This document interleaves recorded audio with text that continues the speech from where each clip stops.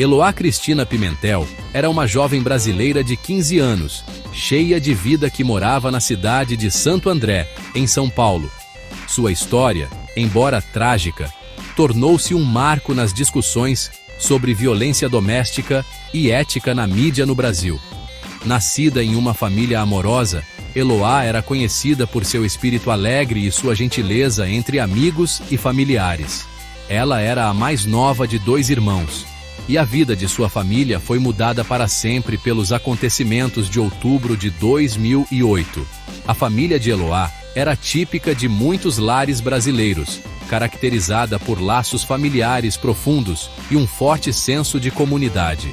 Seus pais, Ana Cristina e Everaldo, trabalhavam arduamente para proporcionar um ambiente estável e carinhoso para seus filhos. Apesar dos desafios que muitas famílias enfrentam, o lar de Eloá era repleto de afeto e união, dos quais se sentiria imensa falta após sua morte prematura. A tragédia que se abateu sobre Eloá não apenas despedaçou sua família, mas também repercutiu profundamente no público em geral, gerando ampla atenção da mídia. O incidente destacou as vulnerabilidades enfrentadas por jovens mulheres em relacionamentos abusivos e as falhas sistêmicas que frequentemente impedem uma intervenção oportuna.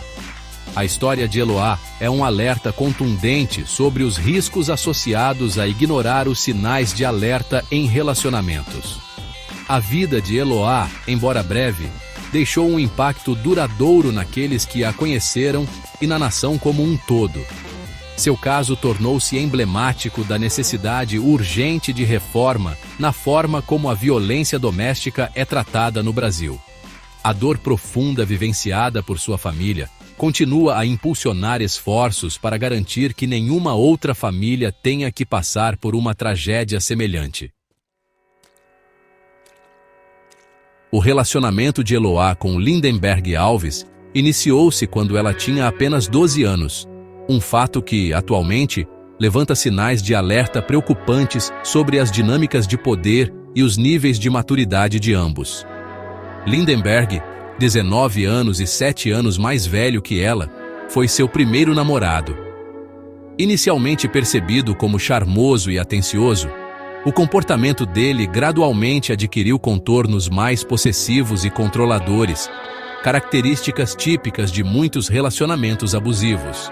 Amigos e familiares relataram posteriormente que ele frequentemente demonstrava ciúmes e irritabilidade, comportamentos inicialmente interpretados, de forma equivocada, como manifestações de um amor juvenil intenso. O relacionamento entre Eloá e Lindenberg, embora inicialmente tolerado pela família dela, não demorou a se tornar uma fonte de preocupação. Eles notaram mudanças no comportamento de Eloá. Ela tornou-se mais retraída e perdeu parte de sua vivacidade com o passar do tempo.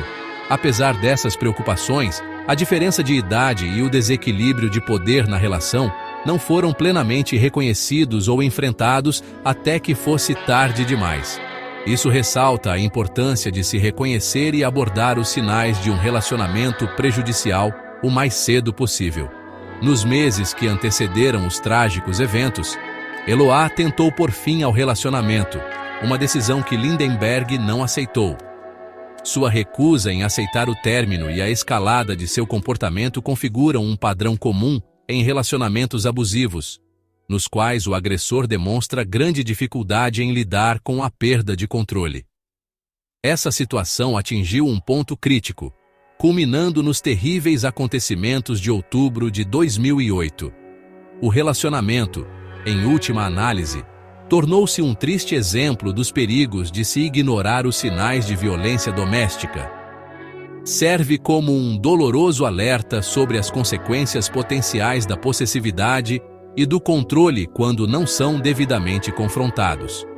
O caso ressalta a necessidade crucial de educação sobre dinâmicas de relacionamentos saudáveis, especialmente para os jovens. Os acontecimentos entre 13 e 17 de outubro de 2008 ficaram gravados na memória coletiva do Brasil como um período de intensa emoção e comoção nacional.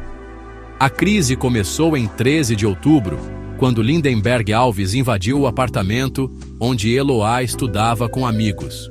Armado e desesperado, ele manteve Eloá e seus amigos reféns, dando início a um impasse tenso e com ampla cobertura da mídia.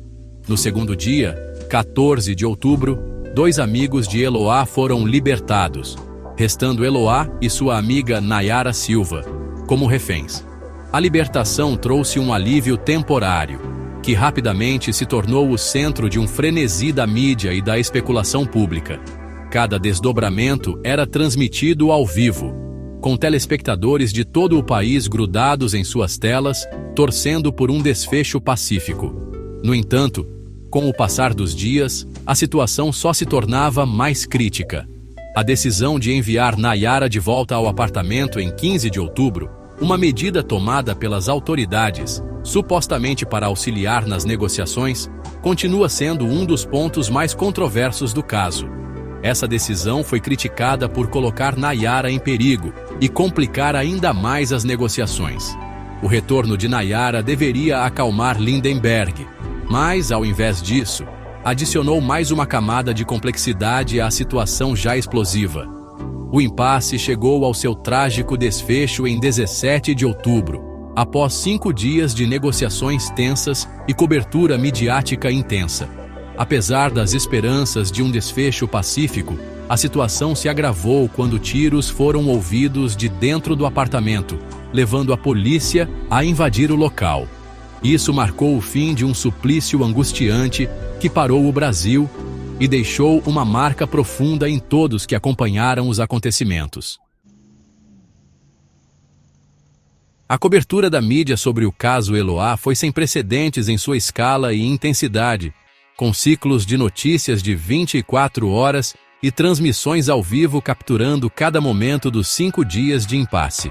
Esse nível de cobertura, embora informativo, foi criticado por transformar uma tragédia pessoal em um espetáculo público. A presença de câmeras e repórteres tão perto do local foi vista como uma invasão que potencialmente influenciou as ações tanto das autoridades quanto do sequestrador. Um dos aspectos mais criticados do envolvimento da mídia foram as entrevistas ao vivo realizadas durante o cerco. Notavelmente, a intervenção da apresentadora de televisão Sônia Abrão, que entrevistou Lindenberg e Eloá enquanto ainda estavam dentro do apartamento, foi vista como uma grande interferência. Isso não apenas sensacionalizou o evento, mas também, indiscutivelmente, prolongou a crise ao alimentar o desejo de Lindenberg por atenção. A condução do caso pela polícia também atraiu críticas significativas.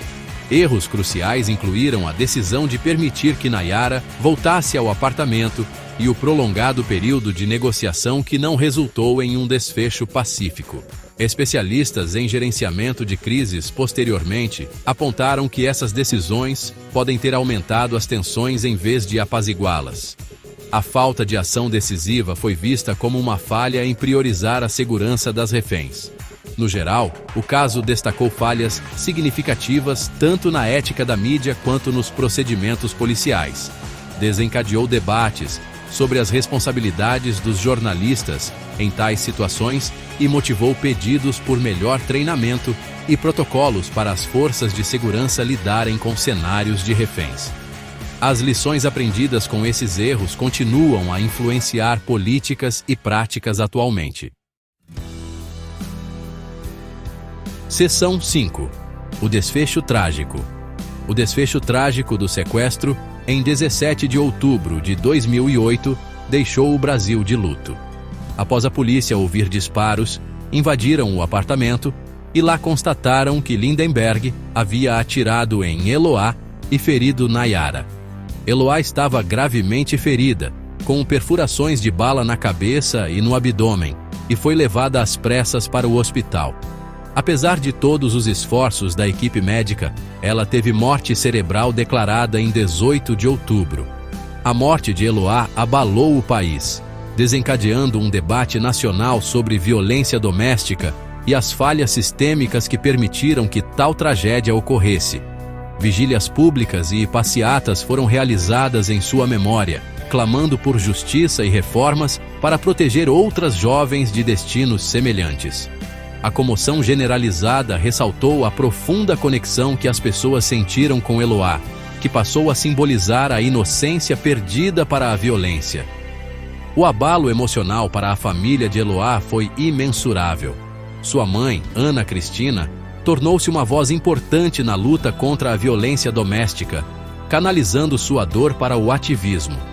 Ela trabalhou incansavelmente para conscientizar e pressionar por mudanças legislativas, determinada a evitar que outras famílias passassem pela mesma dor. Seus esforços mantiveram viva a memória de Eloá e continuam a inspirar ações contra a violência de gênero. O fim deste capítulo trágico deixou muitas perguntas sem resposta e destacou a necessidade urgente de mudança social. A história de Eloá permanece como um doloroso lembrete das consequências de se ignorar os sinais de alerta de abuso e da importância de uma ação rápida e decisiva em situações de crise. O julgamento de Lindenberg Alves, realizado em 2012, foi um momento crucial após a tragédia, trazendo um vislumbre de justiça para a família de Eloá e para o país. Os desdobramentos do julgamento foram acompanhados de perto pelo público e pela mídia, refletindo o interesse contínuo e o forte envolvimento emocional com o caso. Lindenberg respondeu pelas acusações de homicídio qualificado, tentativa de homicídio, cárcere privado e disparo de arma de fogo.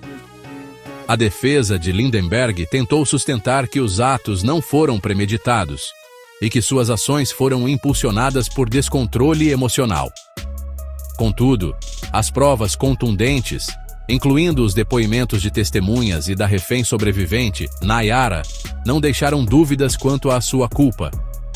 O júri o considerou culpado de todas as acusações, resultando em uma pena de 98 anos e 10 meses de prisão. Apesar da longa sentença, pela legislação brasileira da época, o tempo máximo que Lindenberg poderia cumprir em regime fechado era de 30 anos. Essa disparidade entre a pena aplicada e o tempo de cumprimento efetivo gerou intensos debates sobre a eficácia do sistema penal brasileiro, especialmente em crimes de tamanha gravidade. Muitos clamaram por reformas que garantissem que as sentenças refletissem mais fielmente a gravidade dos crimes cometidos. A condenação trouxe uma sensação de justiça, sendo feita para alguns, mas também expôs as limitações do nosso sistema judiciário. O caso permanece como um divisor de águas nas discussões sobre reforma legal e o enfrentamento da violência doméstica, sublinhando a necessidade de vigilância e mobilização social contínuas para proteger as pessoas em situação de vulnerabilidade.